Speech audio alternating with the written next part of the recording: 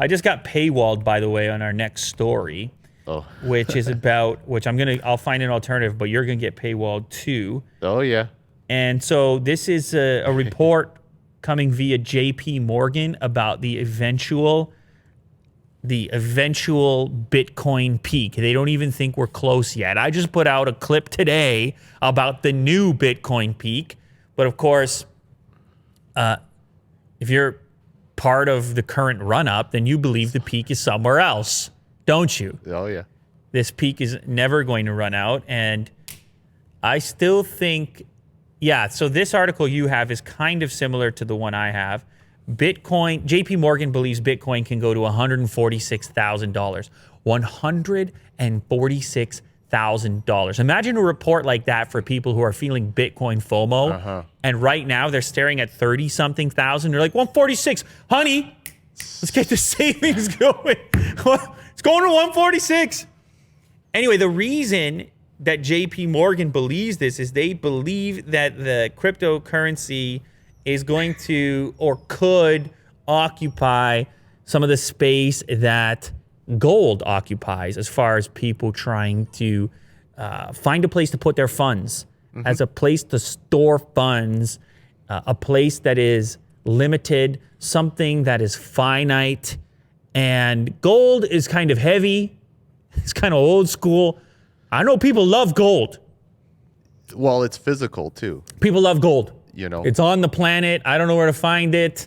It's heavy to move it around. It's kind of, some of the drawbacks of gold are also the value of gold. When was melting it down, the whole process to create like a brick or something. The whole thing. And also, I should mention, by the way, gold has some industrial uses as well. You have some gold in your smartphone and things like that. It has some uses as well, which is why with the recycling stuff, they're always trying to extract those precious metals out of your old devices. But anyway, JP Morgan thinks it can kind of take some value away from gold as traditional gold investors actually move some of their cash into Bitcoin. And that's what would allow you to get to this tremendous long-term Bitcoin price target of more than $146,000. Why are they so specific to it? It's like, because of that number. It's because of gold's value.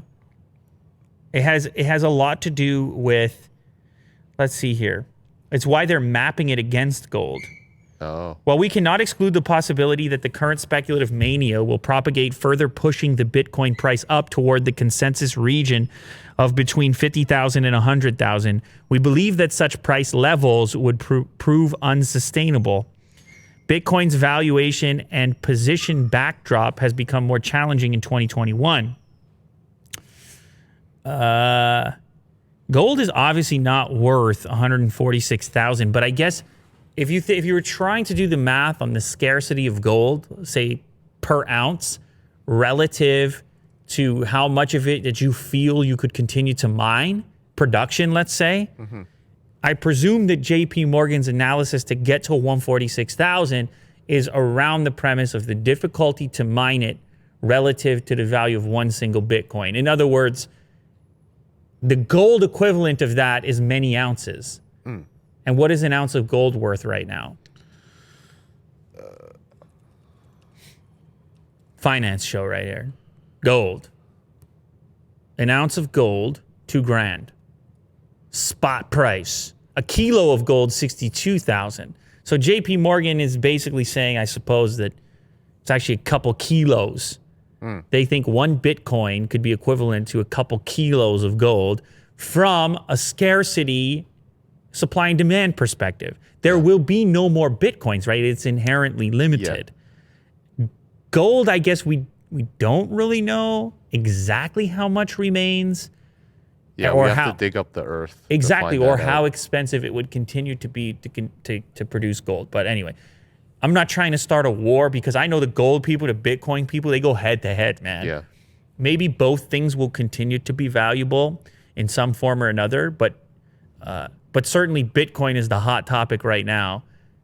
And gold is to a certain extent, but gold's been around. We're all well aware. Imagine a $146,000 Bitcoin note. Remember, I had a few of them. I misplaced them. Oh. You love that story. That always makes you frustrated. Oh.